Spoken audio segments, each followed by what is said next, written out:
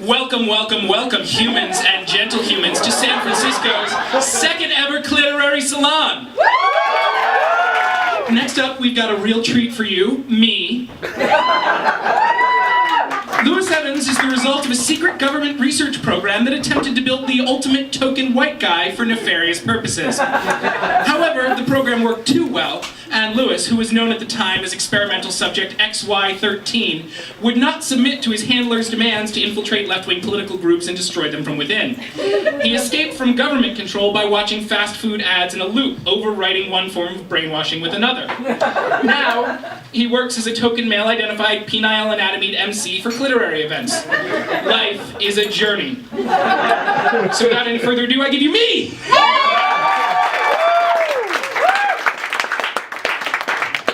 But actually, I do have someone else I need to give you, and I've laid a cunning booby trap for him. For the Cliterary events that I've done, I tend to do a parody of an existing genre or work of fiction. And for some weird reason, it's become a thing that I'll write a character who speaks in a way that I myself can't speak, and then bring in a guest speaker. So last month it was someone who communicated exclusively through sign. Meg was really great about that. In previous, related events, I've done people with various accents that I'm desperately incompetent to perform. This month's piece is a parody of Terminator 2 Judgment Day. And because it's a parody of Terminator 2 Judgment Day, there is a former governor of this great state of California who makes a brief appearance. And I can't do that voice, so I'm going to be bringing up Paul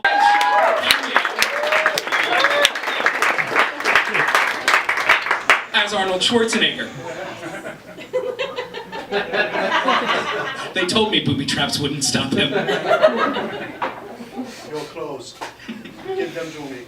That's not scripted. Without any further ado, I give you Cliterator 2. It had been 11 years since a time-traveling clitoris from the future had tried to kill Stephanie Cantor, think Cantor with a U, and she was doing pretty okay. Sure, there had been a bit of a worldview adjustment. Steph had once believed that clitorises were on the side of good, ever since the earliest days of her prepubescent amatory self-exploration. She'd held that belief right up until a giant clit from the future, disguised as an Austrian bodybuilder, had tried repeatedly to murder her and her genderqueer time-traveling person friend. She'd survived the monster clit's dauntless assault, eventually luring it into an abandoned vineyard, tricking it into a grape-stomping vat, and stepping on it until it spasmed off into the future to trouble her no more.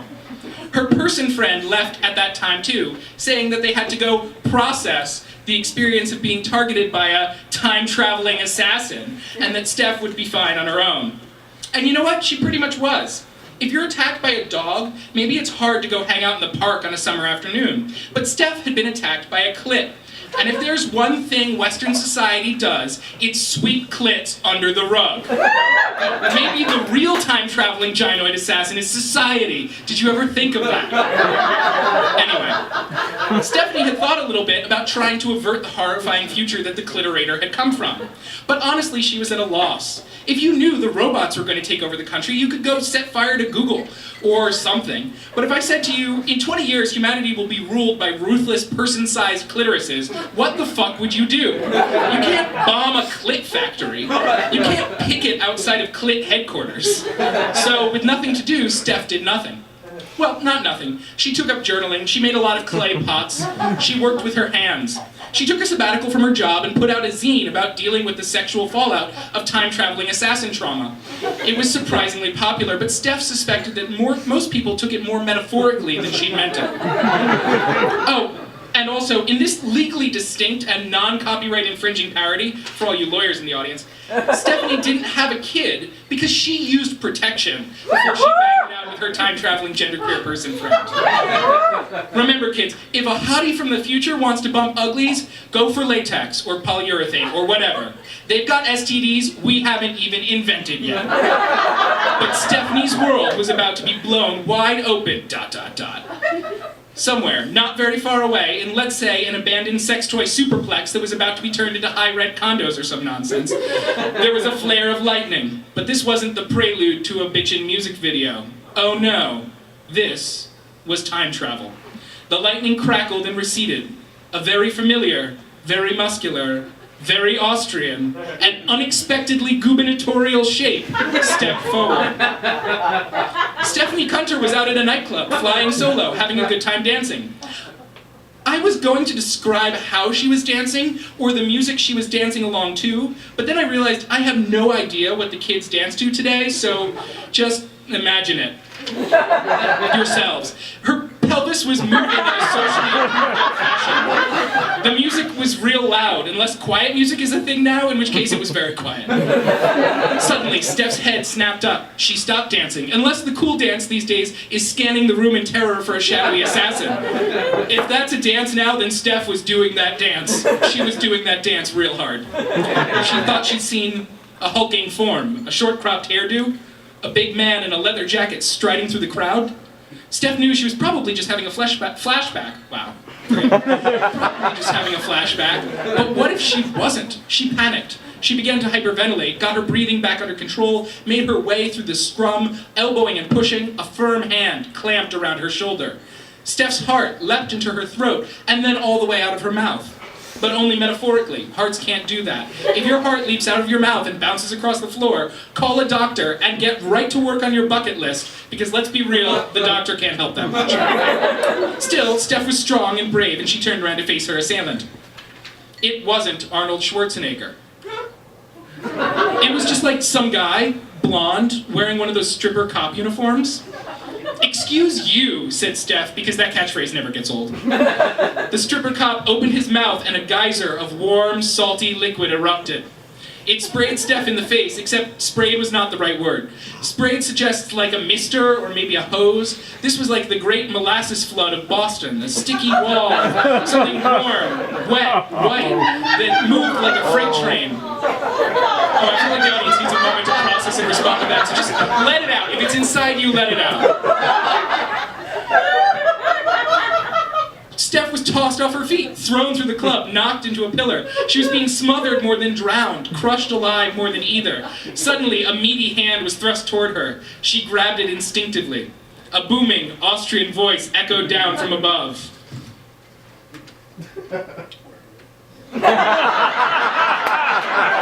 We're an extremely professional outfit. Come with me if you want to live. Arnold Schwarzenegger, ladies and gentlemen. Stephanie almost fell back in shock. It was the same Cliterator that had attempted to kill her all those years ago. But her options weren't good. She held on, and the Cliterator hauled her free of the trap. The Cliterator smashed its way through walls and doors to the outside of the club, and then the two of them got on a motorcycle, because it's a Terminator parody, somebody has to ride a motorcycle. They zoomed away just as the club exploded in a vast shower of white goo.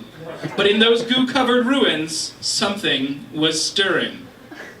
And that something was dressed like a stripper cop. Half a mile away, and going 25 over the speed limit, Stephanie Cunter tried to thank the Cliterator that had just saved her life. "Thank you for saving my life," she shouted, basically inaudible, over the roar of the wind and the thick motorcycle helmets both of them were wearing for safety. That's right, kids. Cliterary Salon is pro-safety equipment. Safe in the streets and safe between the sheets. That's our motto. Anyway, Stephanie shouted "thank you" a bunch of times, but the Cliterator didn't respond for two reasons. The first reason was to display its impressive clit-like stoicism. The second reason is because this author can't do a Schwarzenegger voice to save his life.